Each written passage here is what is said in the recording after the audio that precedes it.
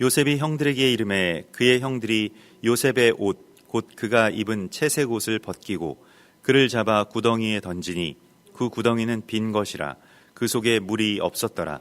그들이 앉아 음식을 먹다가 눈을 들어 본즉 한 무리의 이스마엘 사람들이 길르앗에서 오는데 그 낙타들의 향품과 유향과 모략을 싣고 애굽으로 내려가는지라. 유다가 자기 형제에게 이르되 우리가 우리 동생을 죽이고 그의 피를 덮어둔들 무엇이 유익할까? 자, 그를 이스마엘 사람들에게 팔고 그에게 우리 손을 대지 말자. 그는 우리의 동생이요 우리의 혈육이니라 하매 그의 형제들이 청종하였더라. 그때 미디안 사람 상인들이 지나가고 있는지라. 형들이 요셉을 구덩이에서 끌어올리고 은 20에 그를 이스마엘 사람들에게 팔매 그 상인들이 요셉을 데리고 애굽으로 갔더라. 르우벤이 돌아와 구덩이에 이르러 본즉 거기 요셉이 없는지라.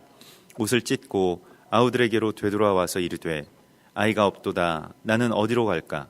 그들이 요셉의 옷을 가져다가 순념소를 죽여 그 옷을 피에 적시고 그의 채색 옷을 보내어 그의 아버지에게로 가지고 가서 이르기를 우리가 이것을 발견하였으니 아버지의 아들의 옷인가 보소서 하매 아버지가 그것을 알아보고 이르되 내 아들의 옷이라.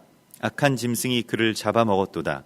요셉이 분명히 찢겼도다 하고 자기 옷을 찢고 굵은 배로 허리를 묶고 오래도록 그의 아들을 위하여 애통하니 그의 모든 자녀가 위로하되 그가 그 위로를 받지 아니하여 이르되 내가 슬퍼하며 수올로 내려가 아들에게로 가리라 하고 그의 아버지가 그를 위하여 울었더라.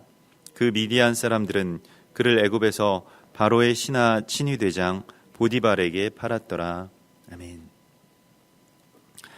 이번 주에 이 바예셰부의 이야기는 말씀이 육신이 되셔서 우리 가운데 거하시는 그 예수아를 예표하는 이제 요셉의 이야기로 연결이 됩니다. 그래서 예수님께서 이 땅 가운데 오셔서 어떤 실제의 장막이 되시는 이야기, 야곱이 세우는 그 모든 장막들의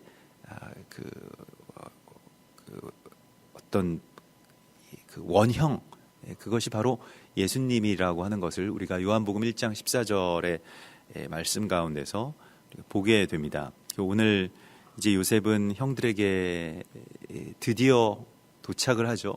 그 들에서 만난 한 사람의 어떤 사람의 도움으로 말미암아서 그들이 이제 도단을 향해서 나아갔다. 그래서 세겜에서부터 도단을 향해서 이제 가서 그 형들을 만나는 그런 모습을 우리가 보게 됩니다. 세겜이라고 하는 것은 십자가를 뜻하게 되겠고요. 도단이라고 하는 것은 두 개의 우물, 그래서 우물이 한 셈에서부터 두 셈으로 나뉘어지는 바로 그 지점, 그것은 예수님 이전과 또 예수님 이후의 그 시대가 완전히 다 바뀌었던 것과 같이 그런 어떤 요셉의 일생의 분기점이 되는 바로 그 장면입니다. 세겜에서 도단까지. 그것은 십자가의 길이자 또한 이 인생에 있어서 다시 되돌아갈 수 없는 어떤 한 그 갈림길을 또 어떤 한 다리를 그렇게 지나게 되는 것과 같은 그러한 일이라고 할 수가 있겠습니다. 우리의 삶 가운데서 또 그러한 어떤 분기점이 있죠. 삶의 분기점.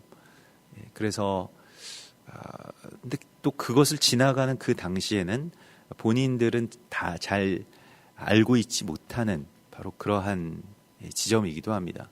지나놓고 보니까 그때 그 시간을 그렇게 건너왔던 것이 내 삶에 있어서의 분기점이었구나라고 하는 것을 우리가 알게 되죠.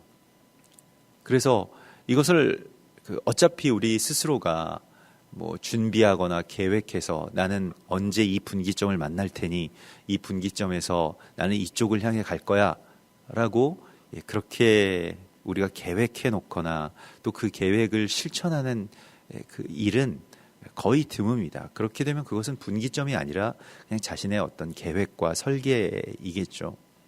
삶에 있어서 우리가 어쩔 수 없이 만나게 되는 또 우리도 알지 못하는 사이에 이렇게 가게 되는 바로 그 분기점에서 정말로 우리가 옳은 길을 가려고 한다면 그것은 하나님의 음성을 듣는 것 외에는 방법이 없습니다. 또 주께서 우리를 도우시는 대로 또 온전하게 순복하는 그러한 훈련이 되어 있어야만 우리가 다시 제자리로 돌아오지 않고 이제 주님과 더불어서 나아갈 수가 있게 되는 것이죠.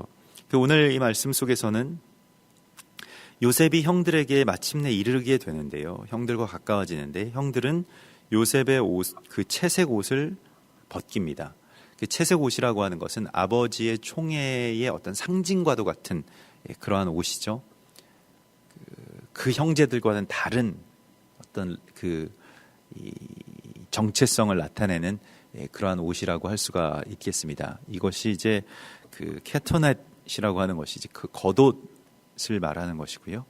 그 파스 케토넷 이렇게 되는데 채색이라기보다는 이 파스라고 하는 것은 이 손바닥만한 그 조각이라는 뜻입니다. 그래서 오히려 이것은 그 손바닥만한 조각의 천을 이어서 붙인 그러한 이 옷이 되겠고요. 뭐 그러다 보니까 여러 가지 어떤 색이 들어가게 되는 것이죠. 뭐 자연스럽게요. 그래서 원래는 이제 무엇을 흩뿌리다라고 하는 이 파사스라고 하는 단어에서 나온 말인데요. 그러니까 이 채색 옷, 이 요셉의 채색 옷이라고 하는 것이 이제 흩어진 열방, 흩어진 이스라엘을 모아서 하나로 만드는 그리스도 예수와의 몸의 정체성을 그대로 드러내고 있습니다. 그리스도 예수와의 몸의 정체성에는요, 유대인들도 있을 것이고요. 또한 레위인들도 있고요. 또 거기에는 물론 당연히 제사장의 정체성이 있고요. 그리고 이스라엘이 있고 온 열방, 모든 대륙과 또 민족과 또 하나님의 백성들의 총회가 다 그의 몸에 그의 몸을 이루는 어떤 우리식 표현으로는 그것이 교회가 되겠고요. 또 구약에서의 표현으로는 그것은 이제 콜 이스라엘이라고 해서 온 이스라엘이 됩니다. 그래서 그냥 어떤 그 민족적인 이스라엘뿐만이 아니라 출애굽에서 이스라엘과 함께 나오는 모든 어떤 잡족이라고 불리워지는 모든 어떤 민족들이 한 몸을 이루게 되는 그러한 거룩한 예수와의 공동체를 뜻하는 것이 바로 이 파스케토넷이라고 하는 그 채색 옷의 그 의미가 되겠습니다. 이것은 제사장의 의복이 되겠고요. 그런데 그 옷을 벗겼다라고 하는 것은 이제 그것을 파괴하고 있는 것이죠. 시편 22편 18절에서 그들이 내 겉옷을 나누며 내 속옷을 제비 뽑나이다 이렇게 되어 있고, 이 메시아 고난에 대한 예언의 시편이 바로 이 시편 22편의 말씀인데요. 그 다윗은 실은 자기 고생, 자기의 어떤 그 어려움과 자기를 모해하려고 하는 모든 어떤 대적들로부터 받은 고난들을 그의 어떤 시로 또 그의 기도로 그렇게 승화시켰죠. 그런데 그러고 보니까 나중에 그것이 결국 자기 이야기이면서 동시에 예수님의 고난 이야기와 연결되어 있는 것을 우리가 보게 됩니다. 그러므로 반대로 이제 예수님의 고난의 이야기가 나의 이야기와 연결되는 그러한 말씀의 이 연결이 우리 가운데 이어지게 되는 것이죠. 예수님 십자가 달리실 때에 마가복음 15장 24절에 보면 예수님을 십자가에 못 박고 그 옷을 나눌새 누가 어느 것을 가질까 하여 제비를 뽑더라. 그러니까 이 시편 22편의 말씀이 그대로 성취되는 것을 보게 됩니다. 이 예언의 성취고요. 또 이것은 그 이전에 채색 옷을 그렇게 벗기고 나중에 이제 찢게 되는데 그러한 일들을 하는 그러한 그 요셉의 형제들의 이야기가 원형이 되는 것을 보게 됩니다. 폭력과 어떤 부정적인 요소들을 걷어내고 이 안에 있는 의미들을 살펴보자면 나누어진 옷이라고 하는 것은 우리에게 주신 당신의 몸입니다. 그래서 찢겨진 떡과 같이 예수님의 삶을 우리에게 채우시기 위해서 자신의 몸을 찢어서 우리에게 먹이시는 그러한 모습을 우리가 예수님의 죽음 속에서 보게 되고요. 또 요셉의 이야기는 그것을 미리 그렇게 보여주는 어떤 한 이미지로서 작용하고 있는 것을 보게 됩니다. 그래서 나누어진 그 옷을 나누어 내가 갖는다. 그래서 내 옷의 어떤 일부분의 조각으로 삼는다라고 하는 것은 제사장의 사명, 예수와의 사명을 이제 나의 사명으로 또 나의 겉옷으로 그렇게 받겠다라고 하는 또한 위임의 의미이기도 합니다. 이것이 이제 어떤 고난과 폭력 또 뭐 찢어서 갖는 어떤 탈취 이러한 것들로 가려져 있는 어떤 영적인 의미가 되겠습니다.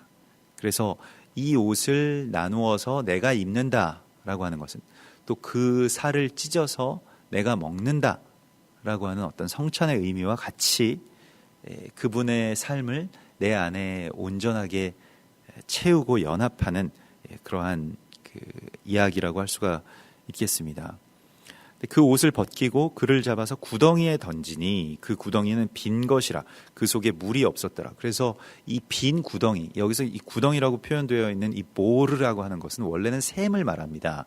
그러니까 구덩이를 왜 파놓은 것이냐? 물을 저장하기 위해서 혹은 물을 얻기 위해서 구덩이를 파게 됩니다. 이 더운 지역에서 아주 깊고 넓은 그 구덩이를 그렇게 파놓은 것은 다 물 저장용, 그 물을 위한 것인데, 그런데 그 구덩이가 비어 있었다라고 말을 하고 있습니다. 물이 없는 샘이었다는 것이죠. 물이 없는 샘이라고 하는 것은 은혜가 사라진 교회, 또 회개와 생명이 사라진 성도의 모습을 그렇게 의미하고 있습니다. 그것은 원래 은혜의 통로가 되어야 되고 그러한 생명의 발원점이 되어야 될 곳이 오히려 사람을 죽이는 장소로 전락해버리는 모습을 오늘 이 물이 없는 구덩이 속에서 보게 됩니다. 예레미야 2장 3절에 내 백성이 두 가지 악을 행하였나니 곧 그들이 생수의 근원되는 나를 버린 것과 스스로 웅덩이를 판 것인데 그것은 그 물을 가두지 못할 터질 웅덩이들이니라, 이렇게 말씀을 하셨죠. 이 물을 가두지 못해서 터진 그 웅덩이, 그러니까 이 말라버린 이 샘이 곧 율법주의, 종교주의 가운데 빠져서 아무런 생명도 살리지 못하는 이스라엘 혹은 교회에 대한 어떤 상징이기도 합니다. 교회가 만일 사람을 살리는 그 샘물을 그렇게 담아두지 못한다면, 또 그것을 나누지 못한다면 교회는 곧바로 누군가를 죽이는 구덩이로 전락해 온 것을 우리가 교회의 모든 역사 속에서 보게 됩니다. 물을 내지 못하는 웅덩이를 파내려간 이스라엘에 대한 예레미야 선지자의 책망을 우리도 들어야 할 것입니다. 나의 삶이 누군가를 살리고 또 포용하고 또 그에게 생명생수의 물을 한 잔 건넬 수 없는 삶이라고 한다면 그것은 터진 웅덩이와 같은 삶입니다. 은혜를 많이 받기는 하는데 쏟아내는 것이 그거보다 많다라고 한다면 그 사람은 늘 메말라 있을 수밖에 없습니다. 우리가 물을 내지 못하는 이유는 은혜를 많이 공급받지 못해서가 아닙니다. 오히려 내 안에서 그것이 쏟아져 나가는 통로가 너무 많기 때문에 그렇습니다. 많은 은혜들이 내 안에 주어지고 들어오지만은 그것이 제대로 잘 간직되었다가 또 주께서 원하시는 바에 의해서 그렇게 베풀어지는, 또 그렇게 생명의 그 적재적소로 흘러가게 되는 그러한 일들이 우리 가운데 필요한 것입니다.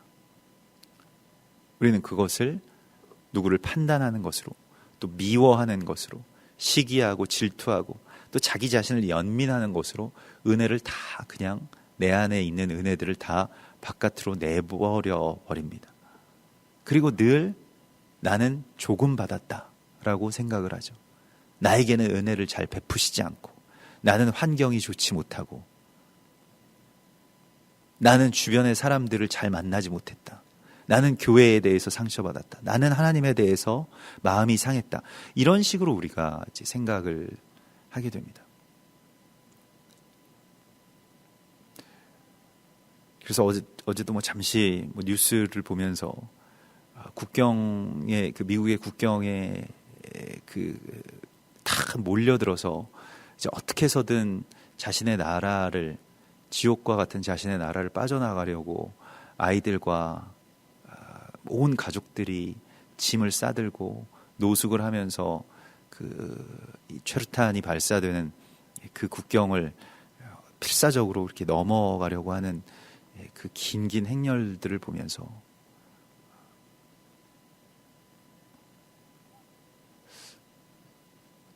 참으로 나도 어떤 인생 가운데서는 저 자리에 있을 수도 있었겠는데 또 저러한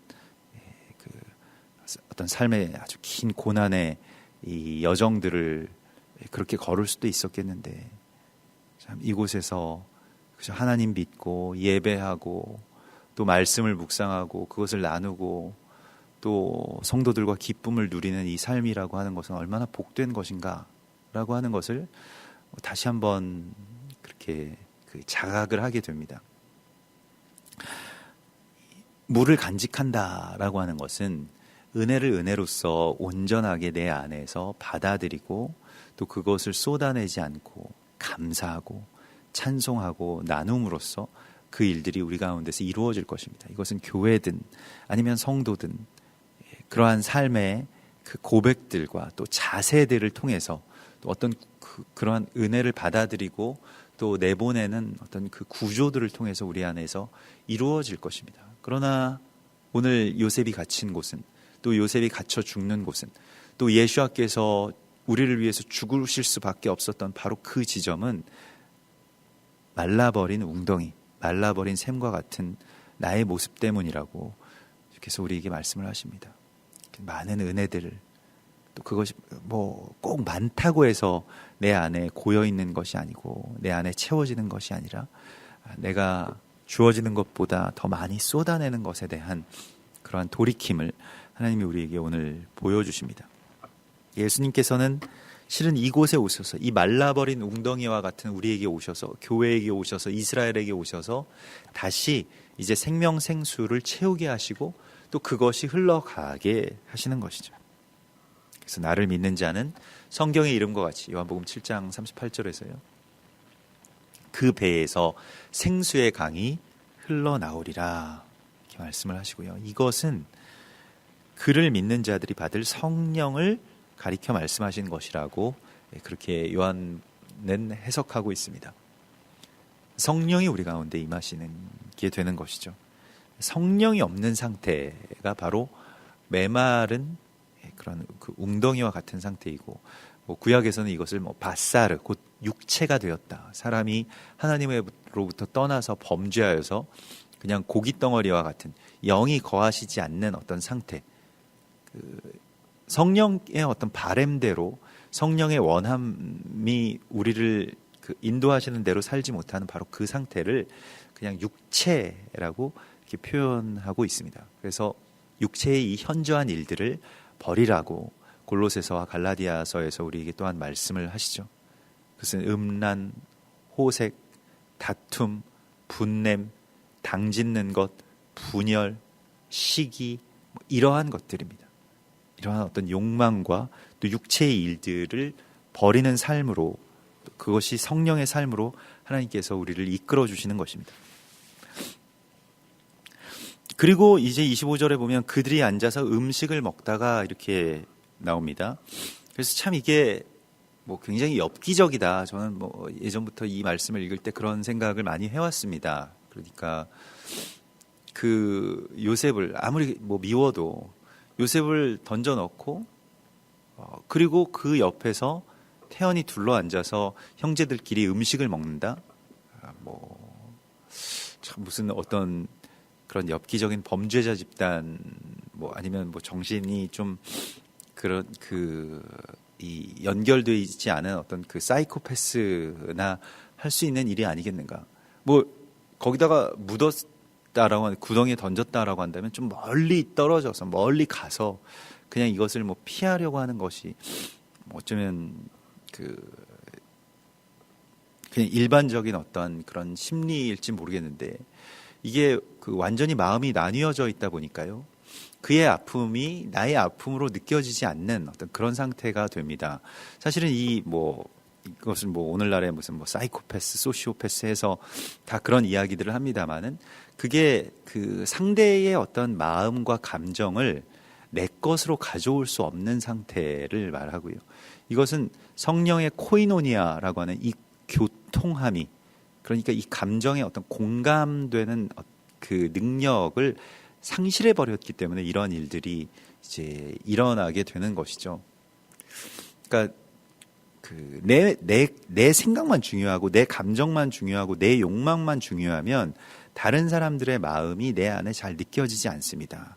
또 마찬가지로 나에게 너무 집중하게 되면 하나님의 마음이 내 안에 들어오지 못하기 때문에 그 하나님의 마음은 사실은 다른 이웃들을 향한 마음이 내게 느껴지게 되는 것이거든요. 그것이 이제 성령께서 이루시는 코이노니아라고 할 수가 있겠는데, 누군가가 나에게 잘못을 한다라고 할 때에도 그 사람이 왜 그랬을까 이런 생각이 아니라 내가 그 사람이다라고 하는 것을, 나를 그 안에서 발견하는 것이고요. 또 나를 그 사람의 몫으로 그냥 내어주는 것이고요. 그래서 내가 저 사람이다, 저렇게 잘못하는 저 사람이 바로 나야 라고 하는 것을 아는 것이 바로 교통입니다. 그런데 이러한 어떠한 이 연결이 이루어지지 않으면 이렇게 곧바로 우리는 굉장히 엽기적인 일들을, 정말 악마와 같은, 또 악마보다도 더 악랄한 일들을 할 수 있는 존재들이라는 것을 우리가 매일 뉴스를 통해서 이렇게 보게 됩니다. 그게 다 서로의 아픔을 내가 짊어지지 못하고 공감하지 못하고 또 마음과 마음이 서로가 교통하지 못하는 성령이 없는 상태의 어떤 지옥도를 이 세상이 지금 그리고 있는 것이죠. 그래서 사람을 그냥 정말 무참하게 죽이고 또 말이나 어떤 그 폭력으로 사람을 완전히 멸절시키고 멸시하고 이러한 일들이 이 세상 곳곳에서 일어나고 있고요. 이것은 하나님의 나라가 온전하게 이루어진 것이라고 볼 수가 없습니다. 이것은 다 교회의 책임입니다. 교회가 하나님의 나라와 하나님의 마음을 생명생수와 같이 이 땅 가운데 공급하지 못할 때에 이 마른 웅덩이에서 나타나는 아주 비극적인 그러한 이야기들입니다. 그래서 그런 이야기들을 볼 때마다 저렇게 끔찍한 범죄가 있을 수 있을까? 뭘 저렇게 처참한 일을 저지를 수 있을까라고 우리가 손가락질할 일이 아니라는 것입니다. 우리가 물을 잘 가두지 못하고 또 그것을 이 땅 가운데 흘러보내지 못했기 때문에 이 세상이 메말라가는 어떤 현상, 그러한 전조, 세상의 멸망의 그러한 그 이야기에 대한 책임이 또한 우리 가운데 있는 것이죠.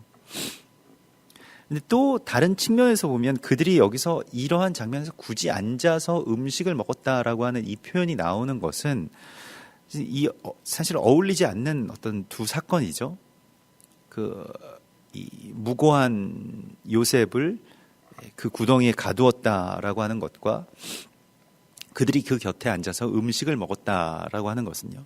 근데 이 어울리지 않는 두 행위는 예수님의 십자가와 또 그 만찬이 늘 연결되는 것과 같은 그 구조를 나타내고 있다고 할 수가 있겠습니다.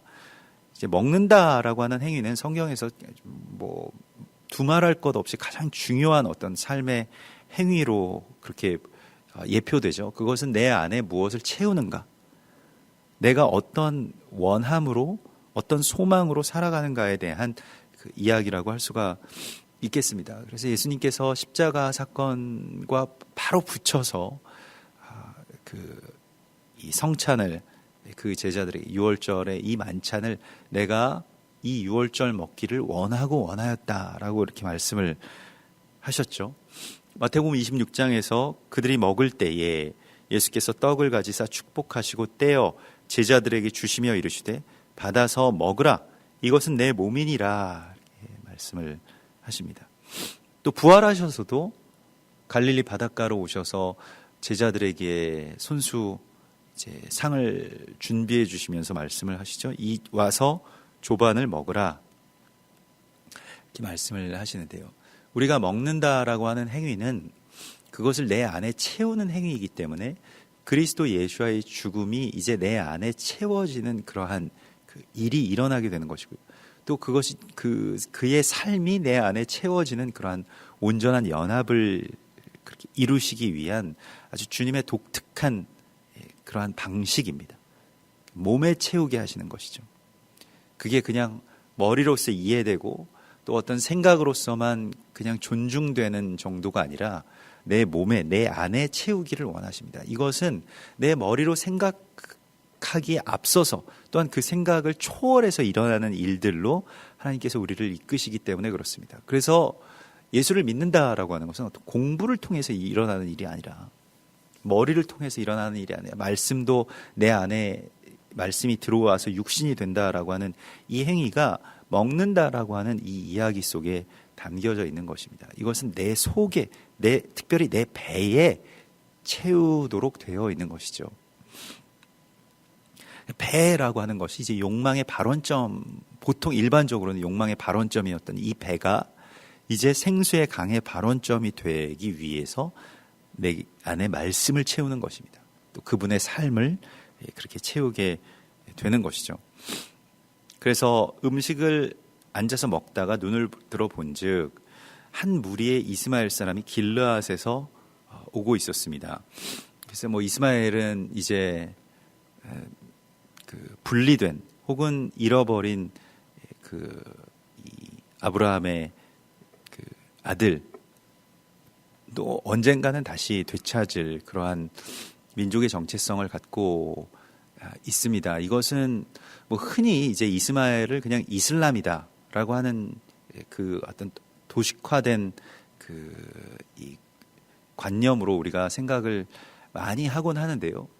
사실 뭐 이스마엘이라고 하는 것은 이제 뭐 잃어버린 아들의 어떤 그 한 정체성 혹은 한 아들을 택함으로써 다른 아들을 버릴 수밖에 없게 된 어떤 그런 이야기의 중심에 서 있는 어떤 그런 인물이죠. 그렇다고 해서 이스마엘이 그냥 다 이슬람의 어떤 선조고 이슬람은 다 이스마엘의 그 후예들이다라고 생각하는 것은 그것은 뭐 이슬람적인 그런 생각입니다. 이스마엘은 그 잃어버린 아들 혹은 뭐 그들 때문에 버림받은 아들의 어떤 정체성이기 때문에 이것은 이제 이방의 모든 정체성을 그대로 갖고 있다라고도 볼 수가 있겠고요. 또 이방과 이스라엘의 관계가 꼭 이런 관계로 이제껏 되어 왔던 것이죠. 그러하기 때문에 이제 뭐 이스마엘에 대한 여러 예언들은 꼭 이슬람에 대한 예언으로만 받아들이는 것은 너무 지나치게 그 의미를 축소시키고 오히려 이제 뭐 무슬림들이 그렇게 주장하는 우리는 이스마엘의 후예다라고 그렇게 주장하는 것에 대한 어떤 뭐 동조가 됩니다. 그것은 그렇게 크게 근거가 있는 이야기가 아니라고 할 수가 있기 때문에요. 그래서 이스마엘을 좀 더 이 넓은 의미로서 우리가 보아야 되는데 이제 이방인 또 이방의 어떤 하나님께서 이제 변화시키실 다시 되찾으실 사람들의 모든 정체성으로 그렇게 볼 수도 있을 것입니다. 그런데 그 사람들이 길르앗에서 오는데 이렇게 되어 있는데 이 길르앗이라고 하는 것은 이제 그 증거의 돌 무더기라고 하는 그런 뜻이죠. 그런데 이것은 이제 어떤 경계석이 놓여져 있는 곳을 말합니다. 그러니까 이 경계석이 놓여져 있는 곳에서부터 왔다라고 하는 것이 그들이 이제 이방에서부터 왔다라고 하는 뭐 그러한 뜻이 되겠고요. 낙타들의 향품과 유향과 모략을 싣고 애굽으로 내려가는지라 이렇게 되어 있는데 이제 요셉이 갇히게 되는 또 이스라엘 백성들이 400년 동안 포로 생활을 하게 되는 노예 생활을 하게 되는 바로 그 애굽 이 미츠라임이라고 하는 것은 둘러싸여 있다. 그러니까 감옥과 같은 그러한 거대한 감옥 지금 그 요셉이 갇혀 있는 거대한 구덩이와 같은 어떤 정체성이 바로 애굽입니다. 미ツ라임이고요. 이것은 세상을 뜻하는 것이고 인본주의의 어떤 상징이 되는 곳이죠. 그곳을 향해서 가고 있다라고 하면서 무엇을 들고 있습니까? 향품과 유향과 모략, 낙타를 타고 향품과 유향과 모략을 싣고 왔던 동방의 박사들을 우리가 또한 이 안에서 곧바로 연결되는 이미지로 이렇게 보게 됩니다. 동방 박사들의 예물과 정확하게 일치하기 때문에 그렇죠. 모두 다 예수님의 그 오심과 또한 그의 죽음, 십자가를 예표하는 그러한 그 장면들입니다. 향품이라고 하는 것을 이제 히브리어로 살펴보면 나카라고 해서 이것은 맞은, 그러니까 맞는다라고 하는 뜻입니다. 누가 때려서 맞은이라는 그런 뜻이고요. 그래서 고통받은 상한 그러한 그리스도의 예수아를 우리를 위해서 상하시고 채찍에 맞으시는, 그가 채찍에 맞음으로 내가 나음을 입었다라고 하는 바로 그 모습을 뜻하고 있는 단어입니다. 유향이라고 하는 것은 이게 그 체리라고 하는데, 이 체리라고 하는 것은 아주 위에서부터 압력을 많이 받아서 그 쪼개지다, 이런 그 뜻이 되겠고요. 그것이 이제 자신을 쪼개서, 그 떡을 쪼개서 그 제자들에게 나누어 주신, 우리에게 채워 주시는 그러한 십자가의 고난의 또 나눔을, 또 채움을 그렇게 의미하고 있습니다. 모략이라고 하는 것은 이제 로트라고 해서 이것은 그 덮다, 싸매다 이런 뜻이고요. 세마포로 그 쌓아놓은 이 예수님의 시체와 같은 어떤 그런 의미라고 할 수가 있겠습니다. 요한복음 19장 40절에 이에 예수의 시체를 가져다가 유대인의 장례법대로 그 향품과 함께 세마포로 쌌더라라고 할 때 이 모략은 이제 이 세마포로 쌀 때에 넣는 어떤 그 방부, 뭐 이 향품, 유향, 모략 다 이 세 가지가 마찬가지의 의미가 되겠습니다. 그래서 그의 죽음을 그렇게 상징하고 있는 그러한 예물이라고 할 수가 있겠죠.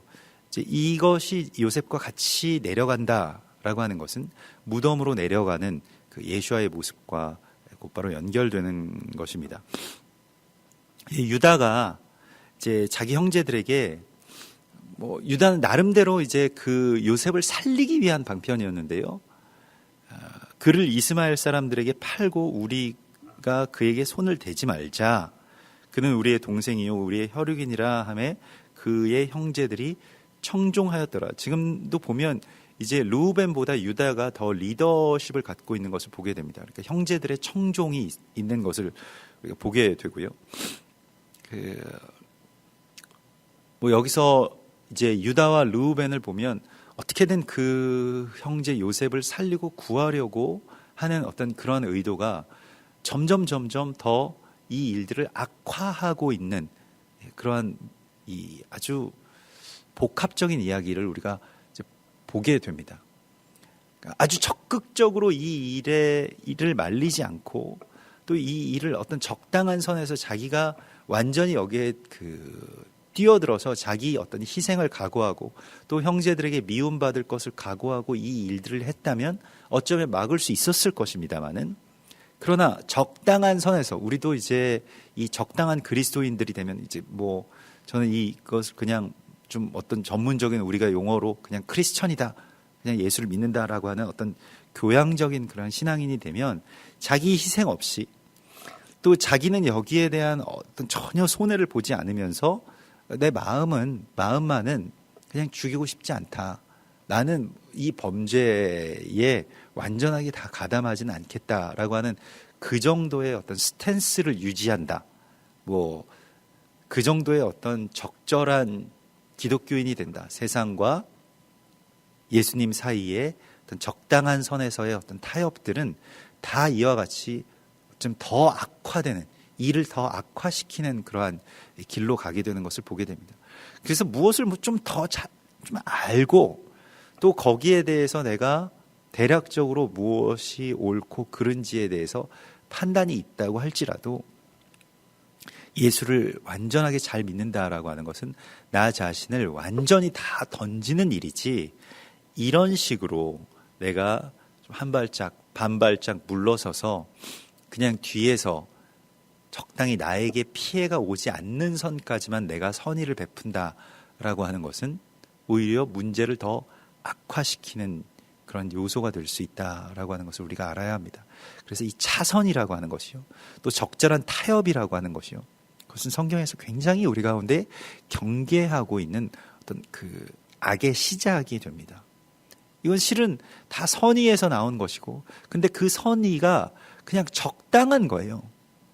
자기에게는 별로 그렇게 크게 피해가 가지 않는, 오히려 이 형제들의 미움이 자기가 요셉의 편을 들었다가는 요셉을 미워하는 그 미움이 자기에게로 넘어올까봐 자기도 같이 이제 미워하는 그 자리에서 어떻게든 요셉을 살리려고 하다 보니까 이게 모든 일들이 다 꼬이게 되는 것이죠. 그래도 뭐 학교에서 뭐 집단 따돌림 같은 것들이 일어나게 되면 거기에 가담하지 않으면 또 자기도 이 폭력을 당해야 되기 때문에 다 어쩔 수 없이 거기에 가담해서 하나를 그렇게 미워하고 뭐 욕하고 능멸하고 하는 그러한 일들에 참여하게 되는 어떤 비겁함들,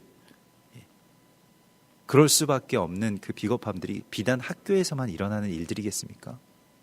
그것이 우리의 모습인 것이죠.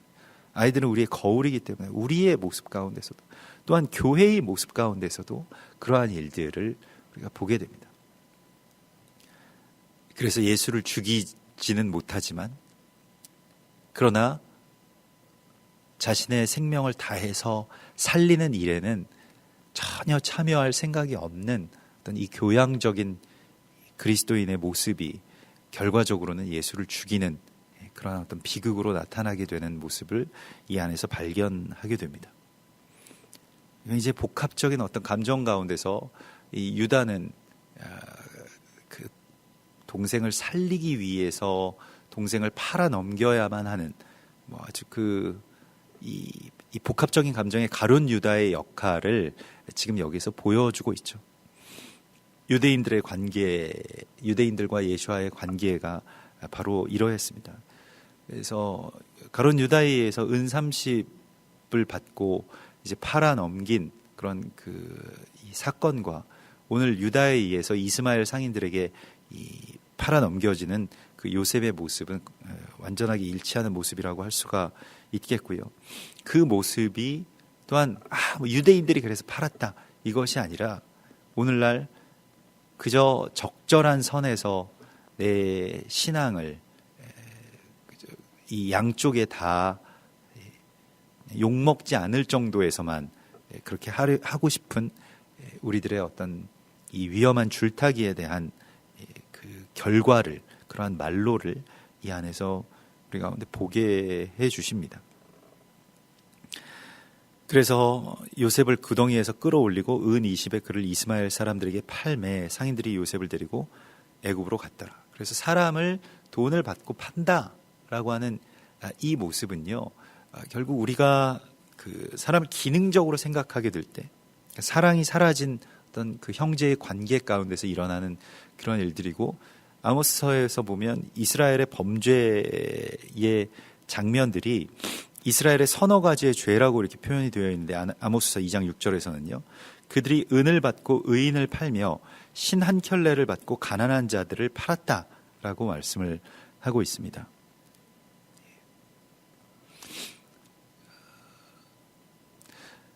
특별히 이제 이 레위기 이후에 성경에서는 이 돈을 받고 누구를 판다라고 하는 행위를 아주 심각하게 금지하고 있는데요. 이것이 그 오늘날의 뭐 어떤 고리 대금, 그러니까 누군가의 어려움을 내가 이용해서 그것을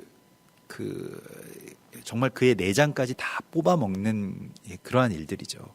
이제 그게 내가 누구를 뭐 돈을 받고 판다 이런 개념이 아니라 어려운 사람의 그 어려움을 더 이용해서요, 거기에서 자기의 어떤 부를 취하는, 어려운 사람은 힘이 없기 때문에 누군가에게 도움을 받아야 되는데 그 도움을 받아야 되는, 도움을 베푸는 사람들이 자기가 그 어려운 사람들 것을 빼앗기 위해서 이 뭐 돈을 더 많은 이자를 받고 뭐 구워주는 뭐 이러한 일들이죠. 이것을 성경은 금지하고 있고요. 여기 이러한 일들이 계속 사회적으로 일어나고 있는 것에 대해서 돌이키라고 하는 것이 이제 희년입니다. 그래서 뭐 우리가 유명한 뭐 경주 그 최씨 가문의 그런 이야기들을 보면 뭐 구휼도 많이 합니다만은 그러나 이 가뭄이 들었을 때에 땅을 사지 말라 이러한 이 유언을 집안에 어떤 그 계명을 남겼다라고 하는 것이죠. 가뭄이 들면 막 소작농들 뭐 아니면 땅 조금 가지고 있는 아주 가난한 그러한 사람들이 농사가 안 되고 먹을 게 없으니까 이제 땅을 헐값에 내놓게 되는데 뭐 그때 뭐 땅의 매매도 잘 이루어지지 않으니까 굉장히 싸게 살 수 있어서 부자들은 그때 보통 일반적으로 땅을 사게 되는데 그 가난을 이용해서 자기의 부를 취하지 말라라고 하는 것을 아주 분명하게 못을 박았다라고 하는 것이죠. 우리가 돈을 받고 누구를 판다라고 하는 그 행위에 대하여서 이것을 아모스서는 그 사회적인 악, 특별히 그 희년의 법이 폐하여지는 것에 대한 심판으로서 이스라엘이 멸망하게 될 것을 이렇게 분명하게 경고하고 있습니다. 이것은 오늘날의 우리의 시대에도 마찬가지의 이야기입니다. 누구의 고통을 통해서 나의 이익을 취하는 일들이 있다라고 한다면 그것에서부터 최대한 우리가 멀어져야 되고요. 또 그것을 반대할 수 있어야 됩니다. 르우벤도 다시 돌아와 보니까 르우벤은 이제 뭐 이 형제들이랑 좀 떨어진 곳에 있었던 것 같습니다. 형제들이 모의에 참여하지는 않았습니다만은 그래서 이 구덩이에 잠깐 가두고 르우벤이 생각한 건 구덩이에 가두자는 것이었고요.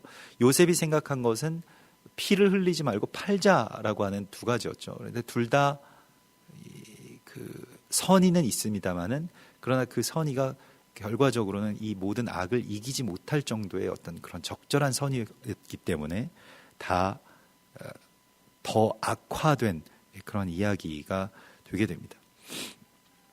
그래서 아우에게로 되돌아와서 이르되 아이가 없도다. 나는 어디로 갈까? 그래서 그분의 부재가 이 장자의 방황으로 이어지게 되는 나는 어디로 갈까?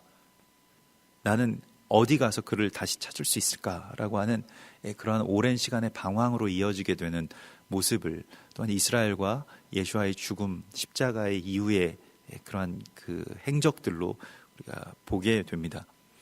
또한 그들이 요셉의 옷을 가져다가 순념소를 죽여서 그 옷을 피에 적시고 그 피 묻은 옷으로 또 그 순념소가 그 실은 요셉의 죽음을 지금 대신하고 있는 것을 보게 되죠. 나중에 이제 이 속죄 대속죄일의 제사 가운데 이 순념소의 피가 또한 그 속죄의 어떤 중요한 그 도구로 쓰이는 것과 같이 이것은 또한 예수님의 피를 말하는 것이고요. 대속의 피를 말하는 것이고요. 또 그것으로 인하여서 그 피 묻은 옷으로 말미암아서 이제 아버지는 그 아들의 죽음을 직면하게 됩니다. 그리고 그의 아들을 위하여 오랫동안 애통하였다. 그리고 그의 모든 자녀가 위로하되 그가 위로를 받지 아니하였다라고 말씀을 하고 있습니다. 수올로 내려가 그 아들에게로 가리라. 그래서 그 아들이 살아서 돌아오기 전까지는 이 애통이 그치지 않는 것이죠. 이것이 아버지의 마음입니다. 우리가 하나님께서 그 잃어버린 아들을 생각하시는 마음이고요. 이스라엘은 마치 잃어버린 아들처럼, 잃어버린 아들, 죽어버린 요셉처럼 하나님께서 그들을 위해서 오랜 시간 애통하고 있습니다. 거기에 대한 위로는 그 아들이 살아서 돌아오는 것 외에는 없습니다. 이것은 어떤 위로도 통하지 않는 고통이기 때문에 그렇습니다. 예레미야 31장 20절에 에브라임은 나의 사랑하는 아들, 나의 기뻐하는 자식이 아니냐? 내가 그를 책망하여 말할 때마다 깊이 생각하노라. 그러므로 그를 위하여 내 창자가 들끓으니 내가 반드시 그를 불쌍히 여기리라. 여호와의 말씀이니라. 이 아버지의 마음을 진즉이 알았더라면, 또 이 아버지의 마음이 내 안에, 이 아버지의 애통이 내 애통이 되었더라면 그 형제를 죽이고 그 형제를 없애는 일들, 또 예수를 죽이고 예수를 묻는 그 이야기는 우리 가운데서 일어나지 않았을 것입니다. 그러나 우리에게 지금 부족한 것이 무엇인가? 지금 이스라엘이라고 불리워지는 그 아들들이 행하는 이 잔혹한 일들, 전혀 같은 어떤 그 느낌의 교감이 없이 그저 그의 아픔이 나의 기쁨이 되고 그의 죽음이 나의 후련함이 되는 바로 이 지점이 무엇인가? 그를 향해서 애끓는 하나님의 마음이 내 안에 채워지지 못하였음을 보여주시고 있는 것입니다. 우리의 관계의 파괴는 그 사람과 나와의 문제가 아닙니다. 그 사람을 향하신 하나님의 마음을 내가 채우지 못하였기 때문에 일어나는 일입니다. 이스라엘과 교회의 관계가 파괴된 것도 바로 여기에서 비롯된 것입니다. 우리가 같은 하나님을 믿고 그러나 이스라엘은 아직 눈이 가리워져서 그것을 알지 못하기 때문에 뚱딴지 같은 소리를 하고 꿈꾸는 것과 같은 그런 이야기를 하고 또 서로가 서로를 만날 때마다 자존심의 문제로 서로 부딪히게 되고 이러한 일들 가운데 내 못난 열등감이 자극되기 시작하면 이제 미움이 시작되는 것이죠. 내가 누군가를 미워하고 뭐 그들에게 뭐 부당하다 뭐 이런 모든 것들은 사실 자존감이 낮기 때문에 일어나는 그러한 일들입니다. 형들에게 요셉이 이야기했던 그 꿈의 이야기는 형들을 모욕하기 위한 이야기가 아니라 어떤 거대한 이 구속사의 예언이었음을 우리가 뭐 지난 그 첫 번째에 이번 주 알리아 가운데서 보게 되었습니다마는 오늘 이러한 과정들 속에서 좀 의아한 것은 요셉이 아무 말도 하지 않았다는 것입니다. 그 전의 이야기를 보면 요셉은 굉장히 형들을 막 불러서 그 자기 꿈을 좀 들어보시오라고 뭐 안 해도 될 말을 그렇게 하는 사람으로 비추어졌는데 오늘 여기에서 보면 이상하리 많지 요셉은 한마디도 하지 않습니다. 이런 모든 과정 속에서요. 이게 마치 예수님이 이스라엘에 오셔서 이스라엘 백성들에게 너희는 뭐 악마의 자식들이다. 너희는 뭐 독사와 뱀과 같은 자들이다. 뭐 굉장히 많이 책망하시고 이스라엘 백성들이 그 찔리는 말, 너희 아브라함의 자손이라고 할 생각하지 말아라. 뭐 이런 식의 아주 이 방아쇠를 당기는 것과 같이 아주 찔리는 말들로 계속해서 찌르시다가 갑자기 십자가의 이야기가 시작되는 그 지점부터 아무 말씀도 하지 않으시죠. 자기를 변호하지도 않고요. 또 여기서 모면하려고 하는 어떤 말도 하지 않습니다. 그냥 이 일들이 진행되기를 기다려왔다는 듯이 예수님께서 그렇게 침묵하시는 그런 장면들을 그 6월절의 그 한 주간의 이야기 속에서 우리가 만나게 됩니다. 이것은 마치 제단 가운데 누워있는 어린 양과 같이 그 어린 양이 그 피를 다 마지막 피까지 쏟아낼 때까지 아무 소리도 내지 않는다는 거 아니겠습니까? 뭐 양의 침묵이라고 하는 그러한 말도 있습니다만은 막 염소는 뭐 자기 죽는다고 막 피를 흘리면서 여기저기 막 돌아다니고 막 소리 지르고 뭐 이러한 어떤 재물이라고 한다면 양은 여기서 침묵하는 것이죠. 자기가 다 죽을 때까지 자기 완전하게 다 피 한 방울까지 다 내 안에서 뽑아져 나갈 때까지 침묵하는 이 요셉의 모습, 예수아의 모습을 우리에게 보라고 말씀을 하십니다. 또한 우리가 고난의 가운데에 들어갈 때 사명으로서의 고난은 뭐 누구에게 뭐 나는 이렇게 힘들다 뭐 이것 때문에 고생을 얼마나 겪었는지 모른다 이런 말을 할 것도 없습니다. 왜냐하면 주님께서 나에게 주시는 고난을 내가 기꺼이 아무 말 없이 여기에 내가 말이 들어가게 되면 억울해지고 또 원망이 생기게 되고 여러 가지 것들이 있지 않겠어요? 그러면 십자가를 모욕하는 길밖에 되지 않습니다.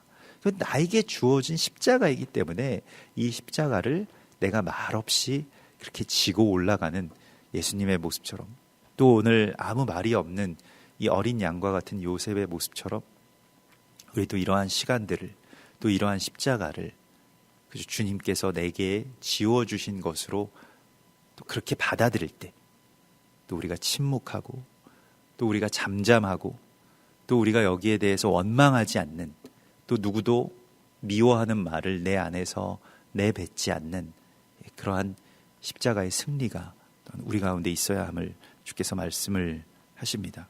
그래서 요셉의 이 고난의 이야기, 또 예수님의 고난의 이야기를 내 몸에 채우는 그러한 그 온전한 거주, 또 온전한 체험이 우리의 삶 가운데서 승리로 선포되기를 소망합니다. 같이 기도하겠습니다. 하늘에 계신 우리 아버지시여, 이름이 거룩히 여김을 받으시오며 나라의 임하옵시며 뜻이 하늘에서 이룬 것 같이 땅에서도 이루어지이다. 오늘날 우리에게 일용할 양식을 주옵시고 우리가 우리에게 죄 지은 자를 사하여 준 것 같이 우리 죄를 사하여 주옵시고 우리를 시험에 들게 하지 마옵시며 다만 악에서 구하옵소서. 대개 나라와 권세와 영광이 아버지께 영원히 있사옵나이다. 아멘.